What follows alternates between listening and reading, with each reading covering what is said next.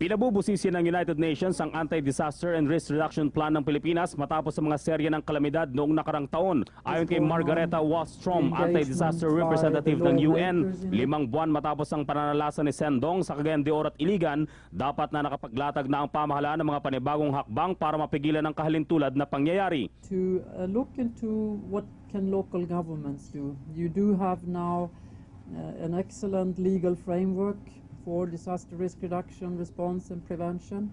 You also have an excellent legal framework for climate adaptation, and the basis and the framework is there for really empowering and supporting local governments. So that's the context of our discussions. At that time, they did ask, the mayors of course asked us who were there, what can you do to support our efforts, both to the congressmen who were there, but also of course to the UN and the local partners, civil society.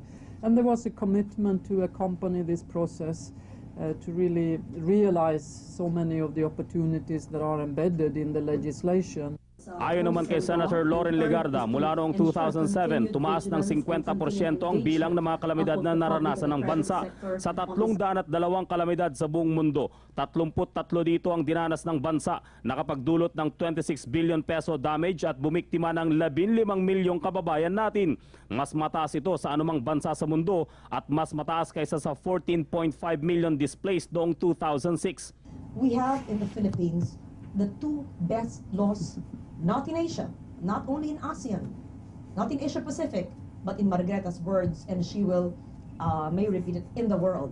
The National Disaster Risk Reduction Management Act and the Climate Change Act, which created the National Commission on Climate Change, are the best laws in the world. And the challenge for us is to make sure that these two laws work, first, by funding them, providing sufficient resources, second, by getting the right people to implement them, and third, to make sure that not only national policy makers understand it, but all local governments and the media who are our partners in information dissemination. Ayon sa United Nations, nauna na nakapag-withdraw ang pamahalaan ng